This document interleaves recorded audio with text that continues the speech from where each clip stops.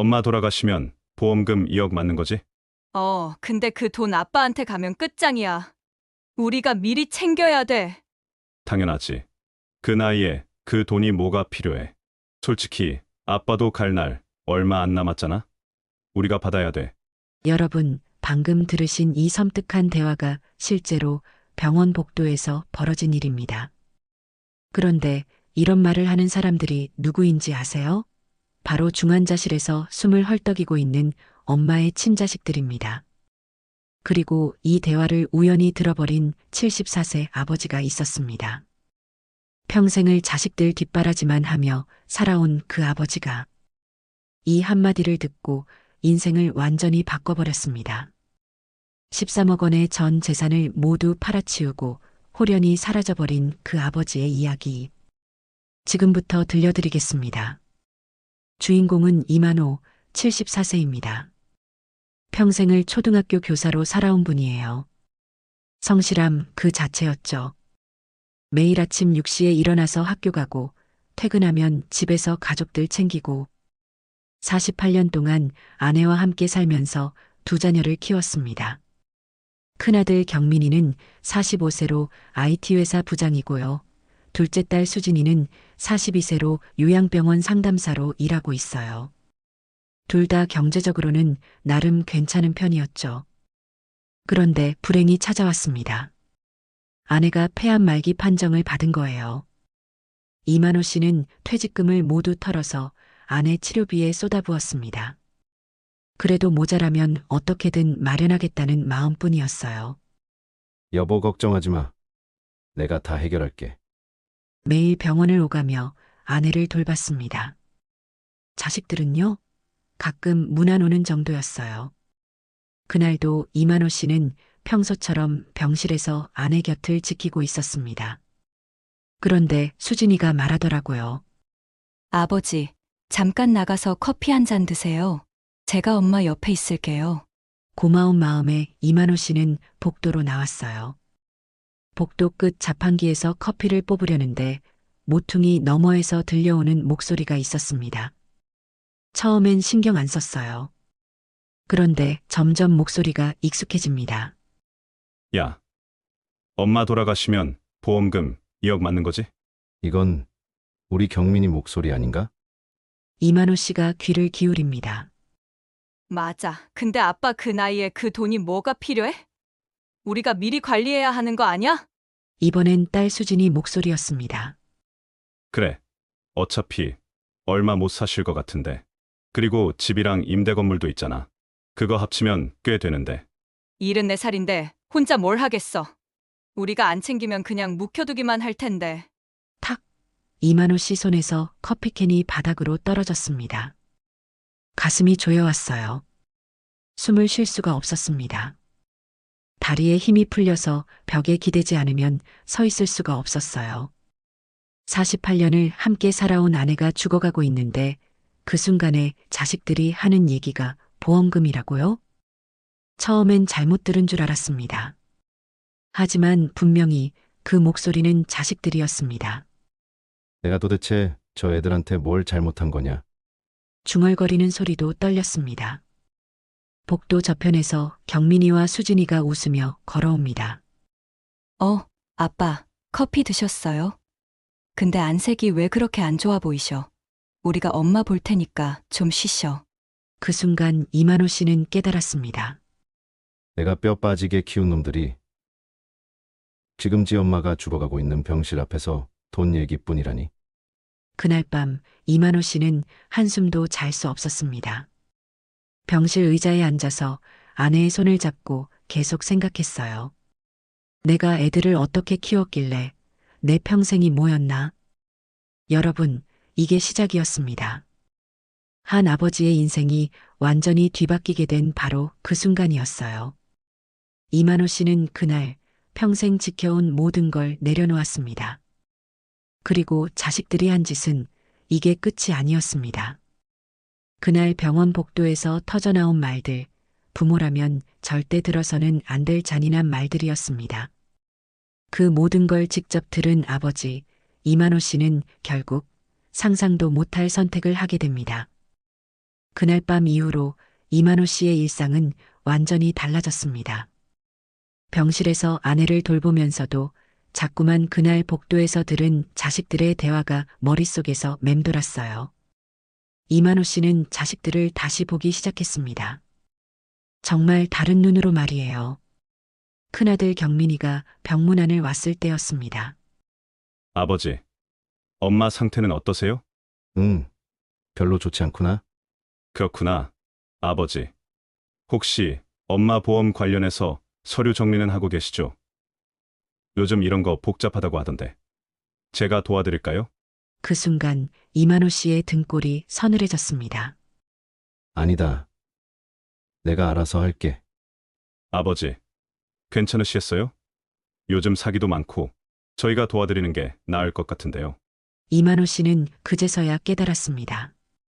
아, 이놈이 나를 무능한 늙은이로 보고 있구나. 둘째 딸 수진이는 더했습니다. 요양병원 상담사로 일하고 있어서 그런지 말이 더 교묘했어요. 아버지, 요즘 많이 힘드시죠? 엄마 간병도 그렇고, 아버지 나이에 이런 스트레스 받으시면 몸에 안 좋아요. 괜찮다. 너희 엄마를 내가 돌보는 게 당연하지. 아버지, 그런 게 아니라, 솔직히 말씀드리면, 엄마 상태가 이런데, 아버지가 너무 무리하시는 것 같아요. 그리고, 수진이는 잠시 망설이더니 이어서 말했어요. 혹시나 해서 드리는 말씀인데요. 엄마 치료비 때문에 집 담보대출이라도 생각하고 계신 건 아니죠? 아버지, 그런 건 꼭 우리랑 상의하셔야 해요. 자칫하면 집까지 날릴 수 있거든요. 이만호 씨는 어이가 없었습니다. 자기가 평생 모은 재산을 아내 치료비에 쓰는 게 뭐가 잘못된 건가요? 그런데 수진이의 다음 말이 더 가관이었어요. 아버지, 엄마도 오래 못 사실 것 같은데, 치료비로 너무 많이 쓰시면 나중에 아버지 노후 자금도 없어질 거예요. 그러면 결국 저희가 다 책임져야 하잖아요. 이만호 씨는 그 순간 깨달았습니다. 아, 이 애들이 나를 짐으로 생각하고 있구나. 내가 자기들한테 부담되는 존재가 되는 게 더 걱정되는구나. 이만호 씨는 그때부터 자식들의 행동을 더 자세히 관찰하기 시작했습니다. 경민이는 병문안을 와서도 스마트폰만 들여다보고 엄마와 대화할 때도 건성으로 대답했어요. 엄마, 오늘 컨디션은 어때요? 오늘은 유독 안 좋네. 아들한테 좋은 모습 보여주고 싶은데. 아, 그래요? 그럼 간호사님한테 말씀드릴게요. 아, 아버지, 전 회사 일이 있어서 먼저 가볼게요. 5분도 안 있다가 나가버리는 경민이. 수진이는 조금 더 오래 있긴 했지만 계속 아버지 눈치 보느라 바빴습니다. 아버지, 엄마 상태가 이런데, 혹시 의사 선생님이 뭐라고 하셨어요? 치료 계획 같은 거. 글쎄, 최선을 다해보자고 하시더라. 아, 그런데 아버지, 솔직히 말씀드리면, 엄마 나이도 72세이고, 이 정도 상태면, 수진이는 말을 흐렸지만 이만호 씨는 알 수 있었어요. 이미 엄마를 포기하고 있다는 걸. 그리고 며칠 뒤 이만호 씨는 또 다른 충격적인 장면을 목격하게 됩니다. 병실 밖에서 경민이와 수진이가 다시 대화하고 있었거든요. 오빠, 아버지가 치료비로 얼마나 쓰셨는지 알아봤어? 5천 넘게 쓰신 것 같더라. 그게 뭐 중요해. 아버지가 알아서 내실 건데. 그나저나 지금 사시는 집값은 얼마 정도 될까? 요즘 매물 올라온 거 보니까 8억 넘더라. 부동산에 물어봤어. 그리고 아빠 건물도 하나 있잖아. 건물은 얼마 정도야? 5억 정도? 그럼 합쳐서 13억 넘게 되는 거네. 와, 그 정도면 꽤 되네? 이만호 씨는 그 순간 온몸에 소름이 돋았습니다. 자식들이 자기 재산을 계산하고 있다는 걸 깨달았거든요. 그것도 아내가 죽어가고 있는 이 순간의 말이에요. 이만호 씨는 그날 밤 처음으로 아내에게 털어놨습니다. 여보, 우리 애들이 어쩌다 이렇게 됐을까? 엄마가 이렇게 아픈데 오로지 관심이 돈이구려. 아내는 힘없는 목소리로 대답했어요. 여보, 난 그럴 줄 알았어요. 세상이 이렇게 만든 건가? 내가 잘못 키운 건가? 그게 남의 집 애들이나 이렇게 변하는 줄 알았지. 내 자식들이 이렇게 될 줄 누가 알았겠어. 여보, 이제 애들한테 기대하지 마세요. 당신만 생각하고 사세요. 그 말을 들은 이만호 씨는 더욱 절망스러웠습니다. 아내마저 자식들을 포기하고 있다는 걸 알았거든요. 여러분, 이만호 씨의 절망은 이제 시작에 불과했습니다. 자식들의 진짜 본심은 아직 더 충격적인 모습으로 드러날 예정이었거든요. 아내가 돌아가시기 전까지 이만호 씨는 더 많은 배신을 경험하게 됩니다. 그리고 그 모든 게 쌓이고 쌓여서 결국 그 극단적인 선택으로 이어지게 되는 거죠. 아내의 상태가 더욱 악화됐습니다. 의사는 이제 시간 문제라고 했어요. 그런데 바로 그 순간 자식들의 진짜 모습이 드러나기 시작했습니다. 경민이가 급하게 병원으로 달려왔어요. 아버지, 엄마가 위험하다고 연락받았는데 정말인가요? 응. 의사가 오늘 밤이 고비라고 하더라. 그러자 경민이의 표정이 묘하게 변했습니다. 아버지, 그럼 혹시 엄마 통장이나 인감증명서 같은 거 어디 있는지 아세요? 나중에 급하게 필요할 수도 있잖아요. 이만호 씨는 귀를 의심했습니다. 지금 엄마가 죽어가고 있는데 통장 얘기를 한다고요? 지금 그게 중요하냐? 아니에요. 그냥 혹시 모르니까요. 요즘 은행에서 절차가 복잡하다고 하더라고요. 수진이도 마찬가지였어요. 병실에 들어와서는 엄마 상태는 뒷전이었죠. 아빠 혹시 엄마 명의로 된 예금이나 적금 같은 거 얼마나 있는지 아세요? 너는 지금 그게 왜 궁금한 거냐? 아니에요. 그냥 나중에 상속세 때문에 미리 알아둬야 할 것 같아서요. 상속세? 이만호 씨는 점점 화가 났습니다. 엄마가 아직 살아있는데 벌써 상속 얘기를 하다니요. 그런데 더 가관인 일이 벌어졌습니다. 그날 밤 이만호 씨가 화장실에 갔다 오는 사이에 경민이와 수진이가 병실에서 나와서 또 대화하고 있더라고요.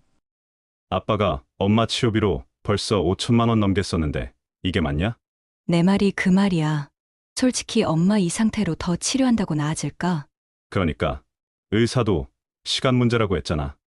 맞아. 이제 그만하는 게 낫지 않을까. 계속 치료비만 나가고. 아무래도 내가 아빠한테 슬슬 얘기해봐야겠어. 이제 그만두자고. 이만호 씨는 그 순간 온몸이 떨렸습니다.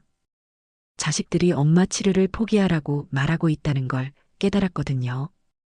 치료비가 아까워서 말이에요. 그 다음날 정말로 경민이가 이만호 씨를 조심스럽게 불러냈어요. 아버지, 잠깐 얘기 좀 할 수 있을까요? 뭔 얘기냐? 아버지, 엄마 상태가 이런데 계속 치료를 받는 게 의미가 있을까요? 엄마도 고생만 하시는 것 같고. 뭔 소리냐? 엄마가 아직 살아있는데 치료를 포기하라고? 아버지, 그런 게 아니라 의사도 더 이상 회복 가능성이 없다고 했잖아요. 그런데 계속 의미 없는 치료만 받으면 의미 없다고? 너희 엄마가 의미 없다고? 아버지, 오해하지 마세요. 그런 뜻이 아니라 엄마를 위해서라도. 그 순간 이만호 씨는 폭발했습니다. 엄마를 위해서? 아니면 너희 돈을 위해서? 아버지, 뭔 말씀을. 야, 이놈아. 내가 다 들었다. 너희가 뭘 생각하고 있는지 다 안다. 경민이는 당황해서 변명했지만 이만호 씨는 이미 모든 걸 알고 있었습니다. 그리고 이틀 뒤 더 충격적인 일이 벌어졌습니다. 수진이가 이만호 씨를 따로 불러서 이런 말을 했거든요. 아버지, 죄송한데 제가 요양병원에서 일하다 보니까 이런 케이스를 많이 봤거든요. 솔직히 말씀드리면 지금 엄마 상태로는 정말 회복이 어려워요. 그래서? 그래서 이제 연명치료는 중단하시는 게 어떨까요? 엄마를 위해서도 아버지를 위해서도. 연명치료 중단이라고요? 이만호 씨는 수진이를 똑바로 쳐다봤습니다. 수진아, 네가 정말 내 딸 맞냐? 아버지, 무슨. 친엄마를 죽이라고 하는 게 딸이 할 소리냐? 아버지, 저는 엄마를 죽이라는 게 아니라 아니면 뭐냐? 치료비가 아까워서 그러는 거 아니야? 수진이는 그제서야 본심을 드러냈어요. 아버지, 솔직히 말씀드릴게요.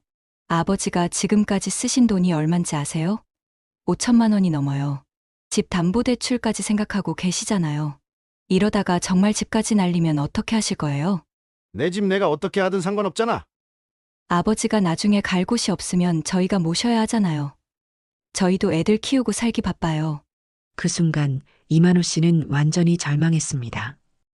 자식들이 자기를 짐으로 생각하고 있다는 걸 확실히 알았거든요. 그리고 그날 밤 마지막 충격이 기다리고 있었어요. 간호사가 이만호 씨를 불렀습니다. 보호자님, 잠깐 상담실로 와주시겠어요? 상담실에서 간호사가 조심스럽게 말했어요. 보호자님, 아드님과 따님이 오셔서 그러시는데 혹시 환자분 연명치료 거부 신청을 고려해 보실 생각은 없으신가요? 뭐라고요? 아드님께서 직접 오셔서 문의하셨거든요. 환자분 상태도 그렇고 연명치료 중단을 강하게 원하셔서. 이만호 씨는 그 순간 무너졌습니다. 자식들이 간호사한테까지 가서 엄마 연명 치료를 끊으라고 했다는 거잖아요. 절대 안 됩니다. 그런 소리 다시는 하지 마세요. 이만호 씨는 상담실에서 나와서 바로 경민이한테 전화했어요. 야, 너 지금 어디 있냐? 지금 집인데요? 당장 병원으로 와. 무슨 일이세요? 와서 얘기하자. 수진이도 데리고 와. 1시간 후 경민이와 수진이가 병원에 왔어요. 이만호 씨는 두 자식을 병실 밖으로 불러냈습니다. 너희가 간호사한테 가서 뭐라고 했냐? 아버지. 그게 연명 치료 거부 신청하라고 했다며? 너희 엄마 죽이라고? 아버지. 그런 게 아니라 그럼 뭐냐? 대답해봐. 경민이와 수진이는 서로 눈치만 보며 대답하지 못했어요. 그 순간 이만호 씨는 완전히 깨달았습니다. 내가 평생을 바쳐 키운 자식들이 지금 자기 엄마를 죽이려고 하고 있구나. 그날 밤 이만호 씨는 아내에게 마지막으로 말했어요. 여보, 미안해요. 내가 애들을 잘못 키웠어. 아내는 힘없이 고개를 저었어요. 여보, 이제 당신만 생각하세요. 그리고 이틀 후 아내가 세상을 떠났습니다. 장례식장에서 경민이와 수진이는 많은 눈물을 흘렸습니다. 그 눈물이 슬픔인지 아니면 이제 보험금을 받을 수 있다는 안도감인지 이만호 씨는 더 이상 묻지 않기로 했습니다. 다만 하나는 분명했죠. 그 눈물은 아내의 진심에는 닿지 않았다는 것. 하지만 자식들의 탐욕은 여기서 끝나지 않았어요. 장례가 끝나자마자 그들이 보여준 진짜 모습은 상상을 초월했습니다. 그리고 바로 그때 이만호 씨는 결심했어요. 13억 원의 전 재산을 모두 처분하고 홀연히 사라져버리겠다고 말이에요. 장례식이 끝난 지 일주일 후 경민이와 수진이가 이만호 씨를 찾아왔습니다. 하지만 이번엔 무난 인사가 아니었어요. 아버지. 앉으세요. 중요한 얘기가 있어요. 경민이의 표정이 심각했습니다. 수진이도 마찬가지였고요. 뭔 얘기냐? 아버지. 엄마 보험금 관련해서 얘기해야 할 게 있어요. 드디어 나왔구나. 이만호 씨는 속으로 생각했어요. 보험금이 2억인데 아버지가 수익자로 되어 있잖아요. 그래서? 아버지, 솔직히 말씀드릴게요. 아버지 혼자 그 돈을 다 관리하시기는 어려우실 거예요. 수진이가 끼어들었어요. 아버지, 요즘 보험금 사기도 많고 투자 사기도 많잖아요. 아버지 나이에 그런 거 당하시면 어떻게 해요? 그래서 뭘 어쩌자는 거냐? 경민이가 신중하게 말했어요. 저희가 아버지 명의로 통장을 만들어서 관리해드리면 어떨까요? 매월 생활비는 따로 드리고. 이만호 씨는 어이가 없었지만 일단 들어봤어요. 얼마나 줄 건데? 한 달에 100만 원 정도면 충분하시죠? 아버지 혼자 사시는데 그 정도면 2억 원 중에서 100만 원을 용돈으로 주겠다고 했습니다. 그것도 인심 쓰는 듯이 말이죠. 나머지 돈은 어떻게 하겠다는 거냐? 저희가 안전하게 관리해드릴게요. 정기예금이나 안전한 펀드에. 수진이가 덧붙였어요. 아버지, 그리고 솔직히 집 관리도 힘드실 거잖아요. 혼자 이 큰 집에서 뭐 하세요? 작은 원룸으로 이사하시는 게 어떨까요? 그럼 이 집은 어떻게 하자는 거냐? 저희가 팔아서 아버지 노후 자금으로 관리해 드릴게요. 경민이가 계산기를 꺼내면서 말했어요. 집이 8억 정도 되니까 보험금 2억이랑 합치면 10억이에요. 여기에 아버지 임대 건물까지 하면 15억이 넘어요. 그 15억을 너희가 관리하겠다는 거냐? 네. 아버지, 저희가 전문적으로 관리해 드릴게요. 수진이가 웃으면서 말했어요. 아버지는 편하게 작은 아파트에서 매월 200만 원씩 받으시면서 사시면 돼요. 200만 원으로 올랐네요. 하지만 이만호 씨는 계산해 봤어요. 15억 원에서 매월 200만 원이면 1년에 2,400만 원. 15억을 2,400만 원으로 나누면 62년이 넘어요. 자기가 136세까지 살아야 원금을 다 받는다는 얘기였어요. 너희들 참 잘 계산했구나. 네, 15억 원을 가져가서 매월 200만 원씩 주면 나는 136세까지 살아야 내 돈을 다 받는다는 거지? 경민이와 수진이가 당황했어요. 아버지. 그런 게 아니라 그럼 뭐냐? 내가 죽으면 너희가 그 돈을 가져가겠다는 거 아니야? 아버지. 어떻게 그런 말씀을. 이만호 씨는 그 순간 완전히 각성했습니다. 아, 이놈들이 내 전 재산을 가져갈 계획을 세우고 있구나. 알겠다. 생각해 볼게. 아버지, 정말 생각해 보세요. 저희가 다 알아서 해드릴게요. 자식들이 돌아간 후 이만호 씨는 혼자 앉아서 곰곰이 생각했어요. 내가 평생 모은 재산 15억 원을 저놈들이 가져가려고 하는구나. 매월 200만 원? 내 돈으로 용돈을 받으면서 살라는 거구나. 그리고 내가 죽으면 모든 걸 상속받겠다는 거지. 이만호 씨는 그때 아내의 마지막 말이 떠올랐어요. 당신만 생각하세요. 맞다. 이제 내 자신만 생각하자. 이만호 씨는 다음 날부터 움직이기 시작했습니다. 먼저 은행에 가서 자신의 모든 자산을 정확히 파악했어요. 집 8억, 임대 건물 5억, 예금 1억, 그리고 곧 들어올 보험금 2억. 총 16억이었어요. 그리고 변호사 사무실을 찾아갔습니다. 변호사님, 제가 모든 재산을 처분해서 어디론가 떠나고 싶은데 법적으로 문제가 될까요? 어르신, 본인 재산을 어떻게 처분하든 그건 자유예요. 다만 이유가 있나요? 이만호 씨는 자식들이 한 일들을 차근차근 설명했어요. 변호사는 듣고 나서 고개를 저었어요. 참, 요즘 이런 케이스가 많습니다. 어르신 충분히 이해합니다. 그럼 어떻게 하면 될까요? 모든 재산을 현금화하시고 유언장을 작성하세요. 그리고 자식들에게는 최소 유류분만 남기시면 됩니다. 유류분이 뭡니까? 법적으로 상속인이 최소한 받을 수 있는 몫이에요. 어르신의 경우 자녀 2명이니까 전체 재산의 3분의 1을 둘이 나눠 가져야 해요. 이만호 씨는 계산해 봤어요. 16억의 3분의 1이면 약 5억 3천만 원. 두 자식이 나눠 가지면 한 명당 2억 6천만 원씩. 그럼 나머지 10억 7천만 원은 제가 자유롭게 쓸 수 있나요? 네, 그렇습니다. 기부하셔도 되고 다른 용도로 쓰셔도 됩니다. 이만호 씨는 결심했어요. 10억 7천만 원으로 남은 인생을 자유롭게 살겠다고. 그날부터 이만호 씨는 본격적으로 계획을 세우기 시작했습니다. 먼저 집과 임대 건물을 매물로 내놨어요. 다행히 금매로 내놓아서 금방 팔렸습니다. 그리고 보험금도 받았어요. 모든 돈을 현금으로 바꾸니 정확히 16억 2천만 원이었어요. 이만호 씨는 유언장을 작성했어요. 본인 2만 원은 다음과 같이 유언한다. 전 재산 중 5억 3천만 원은 법정 상속인인 아들 경민과 딸 수진이 균등하게 상속받는다. 나머지 재산에 대해서는 상속을 포기한다. 그리고 마지막에 한 줄을 더 추가했어요. 자식들에게 너희가 원하던 대로 최소한만 남겨준다. 나머지는 내가 쓰겠다. 유언장을 은행 대여금고에 보관한 이만호 씨는 이제 마지막 단계만 남겨두고 있었어요.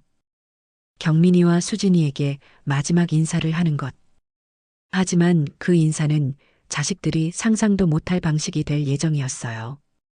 이만호 씨는 핸드폰을 들고 경민이에게 전화를 걸었습니다. 경민아, 내일 수진이랑 같이 집으로 와라. 중요한 얘기가 있다. 아버지, 무슨 일이세요? 와서 들어봐라. 전화를 끊은 이만호 씨는 씁쓸하게 웃었어요. 내일이면 모든 게 끝난다. 진짜 내 인생이 시작되는 거야. 여러분, 이만호 씨의 역전은 이제 시작이었습니다. 74세 아버지가 자식들에게 선사할 마지막 선물. 그것은 평생 잊지 못할 충격이 될 예정이었어요. 다음 날 오후 경민이와 수진이가 집에 왔습니다. 평소와 다르게 둘 다 밝은 표정이었어요. 아마 아버지가 자신들의 제안을 받아들일 거라고 생각했나 봐요. 아버지, 어떤 얘기 하실 거예요? 이만호 씨는 거실 소파에 앉아서 두 자식을 바라봤어요. 앉아라. 경민이와 수진이가 기대감에 찬 표정으로 앉았습니다. 이만호 씨는 잠시 침묵했다가 입을 열었어요. 경민아, 수진아, 너희가 지난번에 제안한 거 말이야. 네, 아버지. 내 재산을 너희가 관리해 주겠다고 했지? 맞아요, 아버지. 저희가 안전하게 관리해 드릴게요. 그리고 매월 200씩 용돈 주겠다고 했고, 네. 아버지, 그걸로 충분하시죠? 이만호 씨는 고개를 끄덕였어요. 그래. 충분하다. 너무 충분해. 경민이와 수진이가 서로 눈빛을 교환했어요. 성공했다는 듯이 그래서 결정했다. 와, 아버지. 정말 좋은 결정하셨어요. 그런데 말이야, 이만호 씨의 목소리가 갑자기 차가워졌어요. 내가 너희 제안을 곰곰이 생각해 봤는데 말이야. 네? 무슨, 15억 원이나 되는 재산이 있는데, 너희가 나한테 매월 200만 원 용돈 받으면서 살라는 거 말이다. 경민이와 수진이의 얼굴이 순간 굳었어요. 아버지. 그런 게 아니라, 아니면 뭐냐? 내가 죽으면 너희가 그 돈 가져갈 거 아니야? 아버지. 이만호 씨가 벌떡 일어났어요. 나 이제 74세다. 평균 수명이 80세라고 하면 6년 남았어. 6년 동안 받을 수 있는 돈이 1억 4천만 원이야. 내 15억짜리 재산으로 1억 4천만 원 받고 죽으라는 거지? 경민이가 급하게 변명했어요. 아버지. 저희가 그런 뜻으로 드린 말씀이 아니라, 닥쳐. 이만호 씨가 큰 소리로 외쳤어요. 두 자식이 깜짝 놀랐어요. 내가 다 들었다고 했잖아. 너희가 병원에서 뭐라고 했는지. 아버지. 엄마 돌아가시면 보험금 2억이라고 했지? 아빠도 갈 날 얼마 안 남았다고 했지? 수진이가 창백해졌어요. 아버지, 저희가 언제? 연명치료 거부 신청은 누가 했냐? 너희 엄마 연명치료 끊으라고 간호사한테 간 게 누구냐? 아버지. 저희는 엄마를 위해서. 엄마를 위해서? 아니면 치료비가 아까워서? 이만호 씨는 두 자식을 번갈아가며 쳐다봤어요. 경민아, 네가 5분도 안 있다가 병실에서 나가면서 뭐라고 했는지 기억나냐? 회사 일이 있다고 했지? 죽어가는 엄마보다 회사 일이 더 중요했나? 경민이는 대답하지 못했어요. 수진아, 넌 어떻고? 요양병원에서 일해봐서 안다면서 엄마 연명치료 중단하라고 했지? 아버지, 저는 정말 엄마를 위해서. 거짓말하지 마. 너희는 엄마를 위한 게 아니라 돈을 위한 거였어. 이만호 씨의 목소리가 떨렸어요. 너희를 낳아주고 키워준 엄마가 죽어가는데 너희가 관심 있는 건 보험금이었어? 그리고 내가 언제 죽을 지었고? 아버지. 저희는 정말, 그래서 말이야, 이만호 씨가 갑자기 차분해졌어요. 나도 결정했다. 뭘 결정하셨는데요? 내 재산은 내가 다 쓰기로 했어. 네. 경민이와 수진이가 동시에 물었어요. 집도 팔았고, 임대 건물도 팔았어. 보험금도 받았고, 아버지. 갑자기 왜? 16억 2천만 원이더라. 생각보다 많네. 아버지. 그 돈을 어떻게 하시려고? 내가 쓸 거야. 남은 인생 마음껏 쓰면서 살 거야. 수진이가 당황해서 말했어요. 아버지, 혼자서 그 많은 돈을 어떻게 관리하세요? 사기당하시면 어떻게 하시려고요? 사기. 이만호 씨가 웃었어요. 내가 지금까지 당한 사기가 뭔지 아냐? 바로 너희들이야. 아버지, 자식이라는 이름으로 평생 나를 속인 게 너희들이잖아. 이만호 씨는 테이블 위에 있던 서류를 꺼냈어요. 이게 뭔지 아냐? 뭐예요? 유언장이야. 두 자식의 얼굴이 완전히 변했어요. 아버지. 갑자기 유언장은 왜? 너희들한테 남겨줄 게 있어서. 경민이가 조심스럽게 물었어요. 얼마나 남겨주실 건가요? 법정 최소 유류분 5억 3천만 원. 네. 둘이 나눠 가져. 한 명당 2억 6천만 원씩. 경민이가 벌떡 일어났어요. 아버지. 그럼 나머지 10억은 어떻게 하시려고요? 내가 다 쓸 거야. 아버지. 그건 너무하지 않나요? 저희가 아버지 자식인데. 자식, 이만호 씨가 경민이를 똑바로 쳐다봤어요. 자식이 부모한테 이렇게 하냐? 엄마가 오늘 내일 하는데 보험금에만 관심 있고 더저시 살아있는 아버지 죽길 바라는 게 자식이야? 수진이가 눈물을 흘리기 시작했어요. 아버지, 저희가 잘못했어요. 다시 생각해 주세요. 잘못했다고? 네, 저희가 너무 성급했어요. 성급한 게 아니라 탐욕스러웠던 거지. 이만호 씨는 자리에서 일어났어요. 이제 끝났다. 너희들한테 더 이상 할 말은 없어. 아버지, 그럼 어디 가실 거예요? 그건 너희가 알 필요 없어. 경민이가 급하게 말했어요. 아버지. 연락처라도 남겨주세요. 혹시 무슨 일이라도 생기면. 무슨 일? 아버지가 아프시거나 사고라도 나시면. 이만호 씨가 차갑게 웃었어요. 걱정되냐? 당연히 걱정되죠. 아버지인데. 아니야. 너희가 걱정되는 건 내가 죽으면 10억이 어디로 갈지 모르니까 그런 거지. 아버지. 맞지? 내가 죽기 전에 10억을 다 써버리면 어떻게 하나 싶어서 그런 거 아니야? 두 자식은 아무 말도 할 수 없었어요. 이만호 씨는 마지막으로 말했어요. 너희들이 바라던 대로 해줄게. 네. 너희가 나한테 매월 200만 원씩 주겠다고 했잖아. 그 정도로는 나를 못 본다는 뜻이니까. 이제 정말로 못 볼 거야? 아버지. 그런 뜻이 아니었어요. 그리고 너희가 내 재산 관리해주겠다고 했지? 고마워. 덕분에 내가 직접 관리해야겠다는 걸 깨달았어. 이만호 씨는 현관으로 걸어가면서 마지막 말을 던졌어요. 앞으로 연락하지 마. 나는 너희들의 아버지가 아니고 너희들은 내 자식이 아니야. 아버지. 10억 잘 쓰고 있나 궁금하면 나 죽고 나서 확인해봐. 그때까지는 한 푼도 남기지 않을 테니까. 문을 나서면서 이만호 씨는 덧붙였어요. 참. 그리고 이 집 새 주인이 다음 주에 들어온다. 너희 물건 있으면 가져가. 그리고 이만호 씨는 정말로 사라져버렸습니다. 하지만 집을 나서는 이만호 씨의 뒷모습은 의외로 쓸쓸했어요. 강하게 말은 했지만 결국 48년을 키운 자식들이었거든요. 차 안에서 이만호 씨는 한참을 울었습니다. 내가 뭘 잘못했을까? 어디서부터 잘못된 걸까? 아내가 돌아가시고 자식들마저 잃어버린 74세 노인. 그의 마음은 분노보다는 깊은 상실감으로 가득했어요. 여러분, 이것이 현실이었습니다. 통쾌한 복수가 아니라 한 아버지의 깊은 절망과 외로움이었어요. 하지만 이만호 씨는 이제 정말로 결심했습니다. 남은 인생만큼은 자신을 위해 살겠다고. 10억 원으로 어떤 인생을 시작할지, 그리고 자식들에게는 정말로 아무것도 남기지 않을 수 있을지. 그 쓸쓸하면서도 용기 있는 선택의 이야기가 이제 시작됩니다. 이만호 씨가 집을 떠난 지 한 달이 지났습니다. 그동안 경민이와 수진이는 아버지를 찾기 위해 난리를 쳤어요. 아버지가 도대체 어디 계실까? 내 말이 10억이 무기다 무기. 하지만 정작 걱정하는 건 아버지 안전이 아니었어요. 오빠 근데 아버지가 그 돈 다 써버리면 어떡해? 아니면 아버지가 어디 기부라도 해버리시면.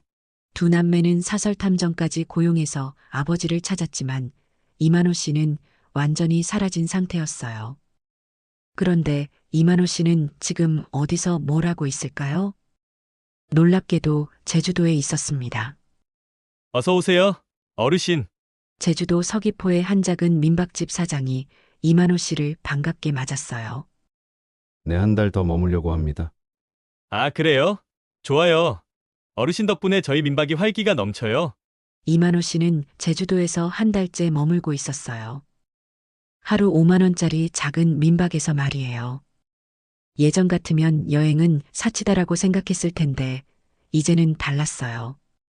아침에는 민박 근처 해변을 산책하고 오후에는 도서관에서 책을 읽었습니다. 저녁에는 동네 식당에서 혼자 식사를 했죠. 사장님, 고등어구이 하나 주세요. 네. 그런데 어르신, 혼자 여행 중이세요? 네, 혼자요. 가족들은 안 오세요? 이만호 씨는 잠시 쓴웃음을 지었어요. 그게 좀 복잡하네요. 사실 이만호 씨는 제주도에 온 이유가 따로 있었어요.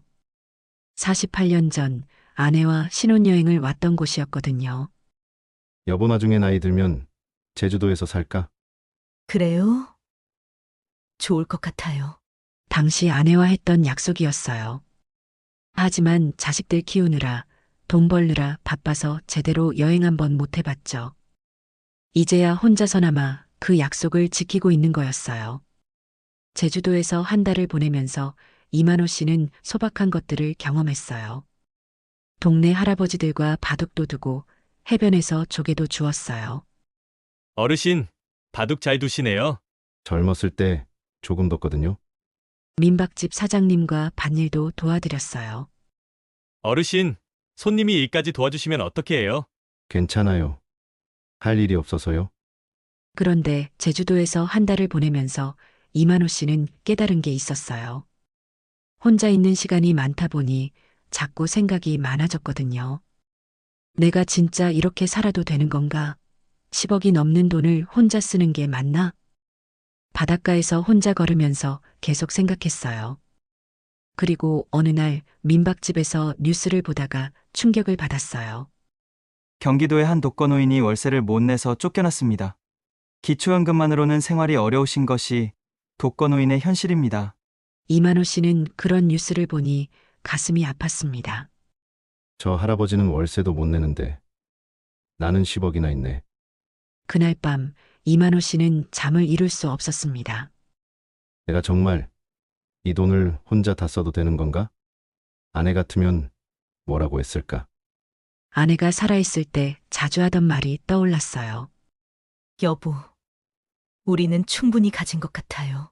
어려운 사람들 도와주면 어떨까요? 이만호 씨는 그제서야 깨달았어요. 자식들에게 복수하는 것보다 더 의미 있는 일이 있다는 걸. 한 달 동안 제주도에서 쓴 돈은 200만 원도 안 됐어요. 민박비 150만 원, 식비 30만 원, 기타 비용 20만 원. 이렇게 살아도 충분히 행복하네. 그리고 한 달 후 이만호 씨는 새로운 계획을 세웠어요. 제주도를 떠나기 전 민박집 사장에게 말했어요. 사장님, 감사했습니다. 어르신, 또 오세요. 그런데 혹시 이 동네에 어려운 분들 계세요? 네? 갑자기 왜요? 작은 도움이라도 드리고 싶어서요. 그날 이만호 씨는 동네 독거노인 분들에게 쌀을 사다 드렸어요. 어르신, 갑자기 이게 뭐예요? 그냥 제가 받은 정만큼 나누고 싶어서요. 여러분, 이만호 씨는 제주도에서 새로운 깨달음을 얻었다고 했습니다. 자식들에게 복수하는 것보다 더 의미 있는 일이 있다는 걸 말이에요. 그리고 이제 그는 정말로 특별한 계획을 세우고 있었습니다. 10억이 넘는 돈을 어떻게 사용할지에 대한 놀라운 계획을 말이죠. 이만호 씨가 제주도에서 조용히 지내고 있을 때 서울에서는 난리가 났습니다. 경민이와 수진이가 아버지를 찾기 위해 온갖 방법을 다 동원하고 있었거든요. 오빠, 아버지 행적 추적해봤어? 응. 사설 탐정한테 맡겼더니 제주도에 계신다더라. 제주도에서 뭐 하고 계셔? 몰라. 민박에서 한 달째 머물고 계신다는데. 근데 우리가 걱정했던 것만큼 돈을 안 쓰시네? 그래? 얼마 정도 쓰시는데? 한 달에 200만 원도 안 써. 그런데 이상하지 않아? 수진이가 고개를 갸우뚱했어요. 뭐가 이상해? 10억이 넘는 돈을 가지고 제주도에서 한 달에 200만 원씩 쓰고 있다고? 이거 뭔가 계획이 있는 것 같은데. 경민이의 걱정은 다른 곳에 있었어요. 아버지가 혹시 그 돈을 어디 기부하시려는 건 아닐까? 설마 아버지가 그럴 분은 아니실 텐데. 아니야. 충분히 가능해. 아버지 성격상 자식들이 배신했으니 남에게 다 줘버리겠다. 이럴 수도 있어. 수진이의 얼굴이 창백해졌어요. 그럼 우리는 정말 2억 6천만 원씩밖에 못 받는 거야?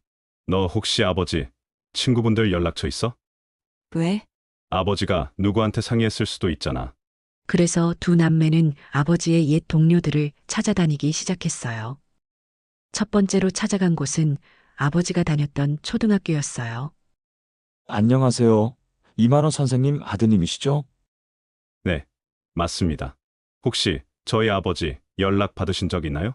아, 이상하게 생각했는데. 한 달 전에 전화 오셨어요. 뭐라고 하셨는데요? 자기가 이제 자유롭게 살겠다고, 그동안 수고했다고 인사하시더라고요. 경민이와 수진이가 서로 눈빛을 교환했어요. 혹시 다른 얘기는 안 하셨나요? 글쎄요. 아, 그런데 이상한 게 하나 있었어요. 뭐가요? 사회복지법인에 대해서 물어보시더라고요. 어떻게 설립하는지, 기부는 어떻게 하는지. 경민이의 얼굴이 하얗게 됐어요. 사회복지법인이요? 네, 본인이 직접 만들어서 어려운 사람들 도와주고 싶다고 하시더라고요. 수진이가 급하게 물었어요. 그런 얘기를 언제 하셨어요? 한 달 전쯤. 아, 그런데 왜 그러세요? 경민이와 수진이는 학교에서 나와서 바로 대화를 나눴어요. 오빠, 이거 지금 심각한 것 같아. 아버지가 정말로 사회복지법인 만들려고 하시는 거야. 그럼 우리는 진짜 끝이네. 10억이 다 남한테 가는 거잖아. 어떻게 하지? 아버지를 말려야 하는데.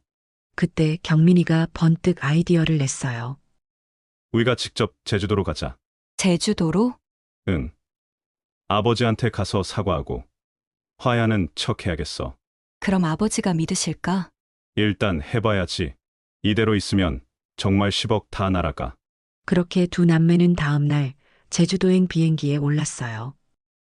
제주도에 도착해서 사설 탐정이 알려준 주소를 찾아가니 서귀포의 한 민박이었어요. 여기네. 바다뷰 민박. 민박에 도착한 경민이와 수진이는 사장에게 물어봤어요. 혹시 이만호라는 분 계세요? 아, 이만호 어르신요? 계시죠? 그런데 누구세요? 저희가 아들하고 딸이에요. 아드님들이세요? 어르신이 가족이 없다고 하셨는데. 경민이와 수진이는 서로 쳐다봤어요. 아버지가 자신들을 가족이 아니라고 했다는 거였어요. 지금 안에 계세요? 아니요, 도서관에 가셨어요. 매일 오후에는 도서관에서 책 읽으시거든요. 도서관에서 아버지를 찾은 두 남매. 이만호 씨는 한 구석에서 조용히 책을 읽고 있었어요. 아버지, 이만호 씨가 고개를 들었어요. 자식들을 보는 순간 표정이 굳어졌어요. 너희들이 여기 왜 왔냐? 아버지. 걱정돼서 왔어요. 걱정? 무슨 걱정? 경민이가 조심스럽게 말했어요. 아버지, 저희가 잘못했어요. 사과하러 왔어요. 이만호 씨는 책을 덮고 두 자식을 바라봤어요. 갑자기 사과? 수진이가 눈물을 글썽이며 말했어요. 아버지, 저희가 정말 잘못 생각했어요. 돈 때문에 그런 얘기한 거 정말 후회하고 있어요. 후회? 네, 아버지. 저희가 너무 현실적으로만 생각했어요. 엄마가 아프실 때 아버지 마음은 생각 안 하고. 이만호 씨는 표정을 바꾸지 않았어요. 그래서? 저희가 정말 잘못했어요. 반성 많이 했어요, 진짜. 반성? 이만호 씨가 쓴웃음을 지었어요. 너희가 말한 반성이 뭔지 나는 알고 있어. 경민이가 급하게 말했어요. 아버지, 저희가 정말 변했어요. 이제 돈 얘기 안 할게요. 돈 얘기 안 한다고? 네. 아버지, 재산은 아버지가 알아서 하세요. 저희는 상관 안 할게요. 이만호 씨는 두 자식을 번갈아 보며 말했어요. 너희들 얘가 사회복지법인 만들려고 한다는 거 알고 온 거지? 경민이와 수진이의 얼굴이 순간 굳었어요. 아, 아버지. 그게 솔직히 말해봐. 내가 10억을 기부할까봐 걱정돼서 온 거 아니냐? 아버지. 그런 게 아니라 그건 뭐냐? 이만호 씨가 일어서면서 말했어요. 너희들은 변하지 않았어. 여전히 돈만 생각하고 있잖아. 아버지. 집에 가라. 나는 이미 결정했어. 뭘 결정하셨는데요? 이만호 씨는 가방에서 서류를 꺼냈어요. 사회복지법인 설립 신청서야. 경민이와 수진이가 동시에 소리쳤어요. 아버지. 걱정하지 마. 너희들 유류분은 빼고 기부할 거야. 저희가 죄송하다고 하잖아요. 꼭 그러셔야겠어요? 그 돈으로 독거노인들 도와주는 복지법인 만들 거야. 수진이가 울먹이며 말했어요. 아버지, 그럼 저희는요? 너희들 각자 2억 6천만 원씩 받으면 되잖아. 충분하지 않냐? 경민이가 다급하게 말했어요. 아버지. 다시 한 번만 생각해 주세요. 생각은 이미 다 했어. 이만호 씨는 서류를 가방에 넣으며 말했어요. 내일 서울 올라가서 법인 설립 절차 밟을 거야. 아버지. 제발. 너희들이 엄마한테 했던 일을 생각해봐. 아픈 엄마 앞에 두고 무슨 말을 했는지. 두 자식은 아무 말도 할 수 없었어요. 그리고 너희들이 나한테 한 말도 생각해봐. 매월 200만 원으로 살라고 했던 거. 이만호 씨는 도서관을 나가면서 마지막으로 말했어요. 남은 내 돈은 정말 어려운 사람들 도와주겠다. 너희들한테 물려주는 것보다 훨씬 가치 있게 쓰일 거야. 자식들의 마지막 시도도 실패로 끝났습니다. 이제 이만호 씨의 결심은 확고해졌습니다. 하지만 정말로 10억 원을 기부할 수 있을까요? 그리고 자식들은 이대로 포기할까요? 마지막 반전이 기다리고 있습니다. 이만호 씨는 제주도에서 서울로 돌아왔습니다. 하지만 집이 이미 팔렸기 때문에 서울역 근처 작은 고시원에 방을 잡았어요. 어르신, 이런 곳에서 괜찮으실까요? 네, 괜찮습니다. 얼마나 오래 있을지도 모르겠고요. 하루 3만 원짜리 고시원이었어요. 74세 노인이 살기에는 너무 좁고 불편했죠. 하지만 이만호 씨는 개의치 않았어요. 어차피 곧 다 정리할 거니까. 다음 날 이만호 씨는 변호사 사무실을 찾아갔습니다. 어르신, 정말로 10억 원을 전부 기부하시겠다는 겁니까? 네, 확실합니다. 자녀분들은 아시나요? 알죠? 제주도에서 말했으니까요. 며칠 후 복지법인 설립 절차가 모두 끝났습니다. 법인명은 희망 나눔 복지재단이었어요. 축하드립니다, 이사장님. 10억 원으로 정말 많은 일을 할 수 있을 겁니다. 독거노인분들께 큰 도움이 될 거예요. 이만호 씨는 뿌듯했어요. 이제 정말 의미 있는 일을 하는구나. 그런데 바로 그날 저녁 예상치 못한 일이 벌어졌습니다.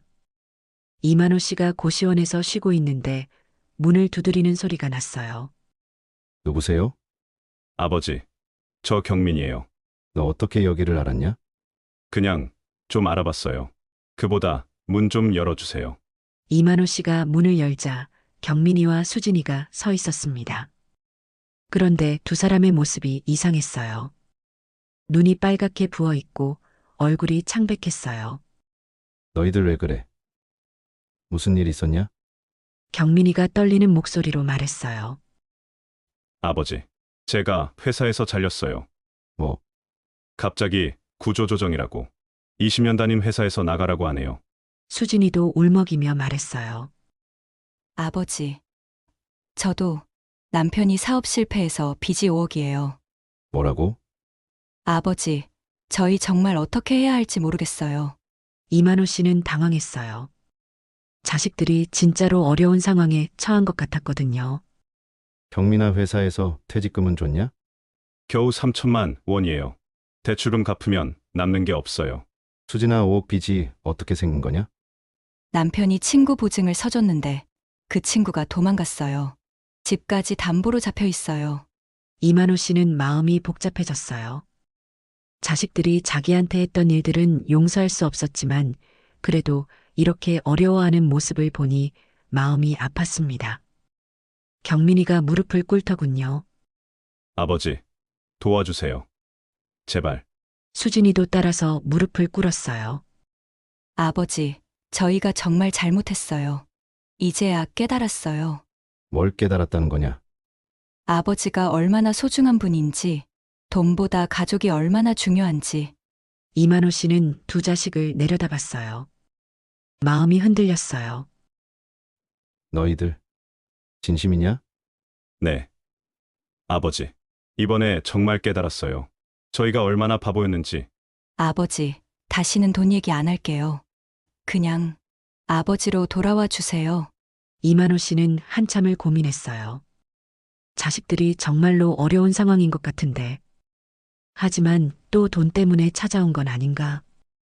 일어나라. 아버지, 내가 생각해 볼게. 경민이와 수진이의 얼굴에 희망이 스쳤어요. 정말요? 아버지? 약속을 하는 건 아니다. 하지만 생각해 보마. 그날 밤 이만호 씨는 잠을 이룰 수 없었어요. 자식들이 정말 변한 걸까? 아니면 또 돈 때문에 연기하는 걸까? 10억 원 기부를 취소해서라도 자식들을 도와줘야 할까? 이만호 씨의 마지막 선택. 과연 어떤 결정을 내릴까요? 그렇게 일주일이 지났습니다. 이만호 씨는 그동안 자식들의 상황을 직접 확인해 봤어요. 경민이 회사에 전화해 보니 정말로 구조조정이 있었고 수진이 남편 빚도 사실이었어요. 정말 어려운 상황이구나. 하지만 이만호 씨는 여전히 확신이 서지 않았어요. 자식들이 진짜 변했는지 아니면 돈 때문에 또 연기하는 건지.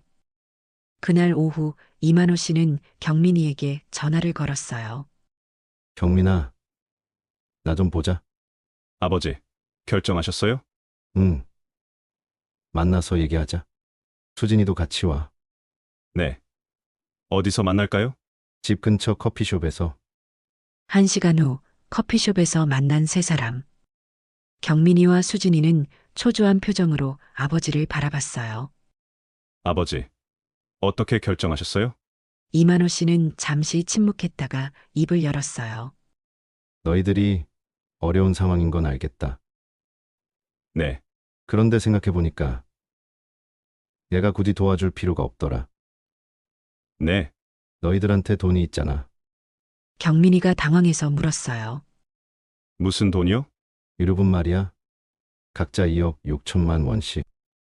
이만호 씨는 차분하게 설명했어요. 내가 10억 원 기부한다고 했지만 법적으로 너희들이 받을 수 있는 유류분이 있어. 총 5억 3천만 원. 둘이 나눠 가지면 각자 2억 6천만 원씩이야. 수진이가 급하게 말했어요. 아버지, 그럼 그 돈을 언제 받을 수 있어요? 왜? 당장 필요하냐? 네, 저희 정말 급해요. 경민이도 덧붙였어요. 아버지, 유류분 상속 절차 빨리 해주실 수 있죠? 그 순간 이만호 씨의 표정이 변했어요. 유류분 상속 절차를 빨리 해달라고? 네. 아버지, 저희가 정말 급하거든요. 이만호 씨는 씁쓸하게 웃었어요. 너희들 정말 변하지 않았구나. 아버지? 나는 너희들이 정말 깨달았나 싶어서 이렇게 만난 건데. 아버지, 저희가 뭘 잘못했나요? 이만호 씨가 테이블을 탁 치면서 말했어요. 만약 너희들이 정말 변했다면 뭐라고 말했어야 할까? 아버지, 저희는 괜찮아요. 10억 원 다 기부하세요. 저희가 알아서 해결할게요. 이렇게 말했어야지. 경민이가 변명했어요. 아버지, 하지만 저희도 살아야 하잖아요. 살아야 한다고? 경민아, 너 빚이 3천만 원이라고 했지? 2억 6천만 원 받으면 충분히 해결되잖아. 수진이가 말했어요. 아버지, 저는 5억 빚인데 2억 6천만 원으로는 부족해요. 부족하다고? 이만호 씨가 일어섰어요. 수진아, 네 남편이 보증 잘못 써서 생긴 빚을 내가 왜 다 책임져야 하냐? 아버지, 그게 아니라 아니면 뭐냐? 너희들은 지금까지도 내 돈만 노리고 있는 거잖아. 이만호 씨는 가방을 들고 일어났어요. 좋아. 확실히 알겠다. 아버지, 어디 가세요? 내일 변호사한테 가서 유류분도 포기하는 방법을 알아볼 거야. 뭐라고요? 유언장을 다시 쓸 거야. 너희들한테는 법정 최소 유류분도 안 주겠다. 경민이가 급하게 말했어요. 아버지, 그건 법적으로 안 될 거예요. 그래? 그럼 내가 10억 원을 다 써버리면 되겠네. 다 써버린다고요? 응.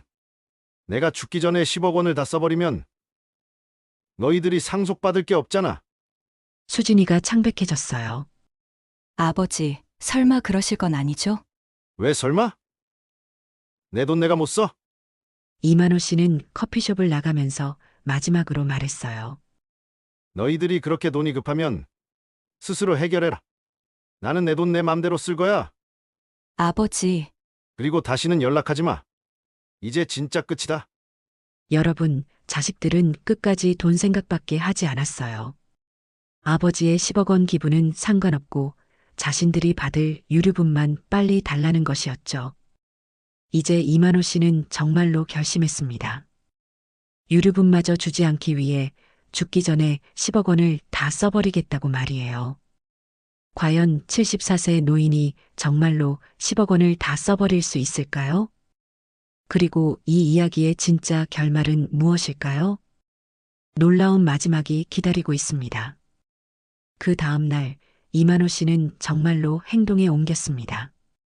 남은 10억 원을 다 써버리기로 한 거예요. 먼저 희망 나눔 복지재단으로 갔습니다. 이사장님, 어서 오세요. 제가 가진 돈을 모두 기부하겠습니다. 모두요? 네. 16억 전부요? 직원들이 놀랐어요.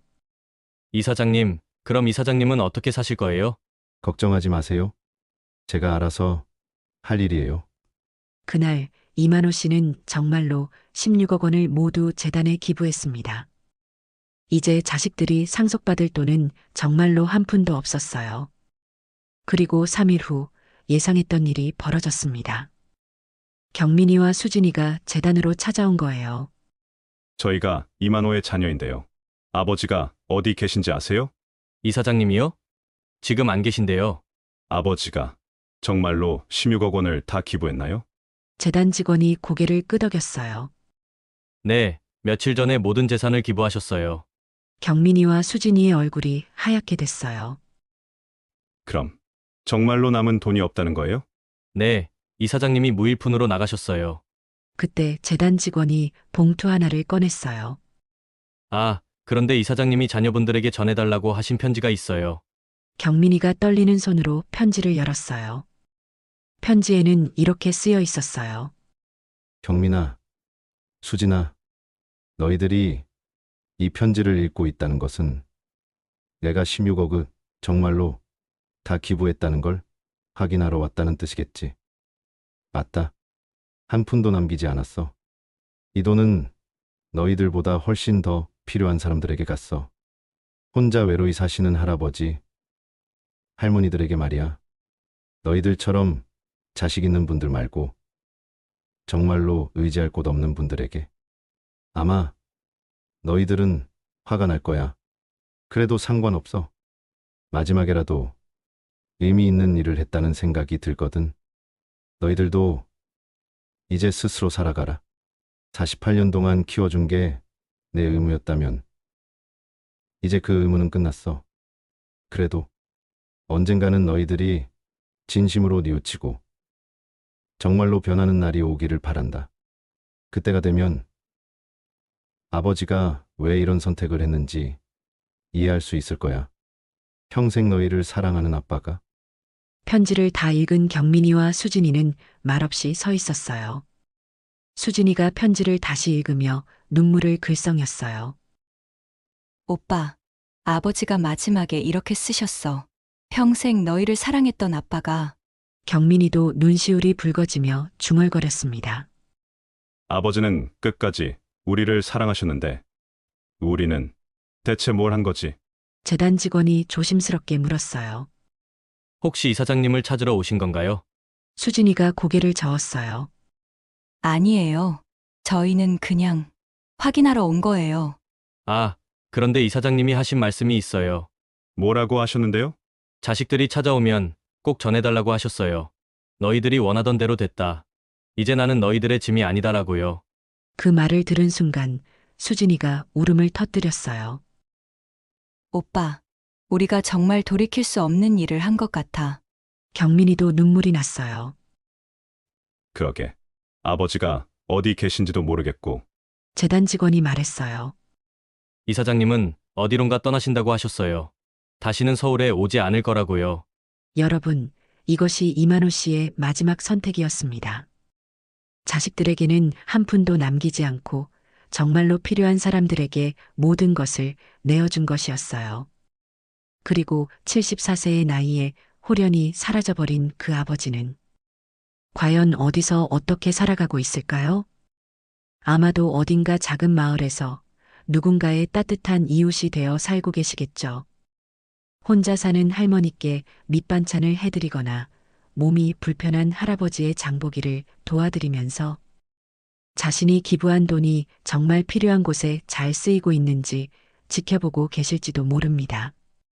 그리고 혹시 언젠가 자식들이 진심으로 뉘우치고 찾아오는 날을 기다리고 계실지도 모르고요. 여러분은 어떻게 생각하세요? 이만호 씨가 너무 극단적이었을까요?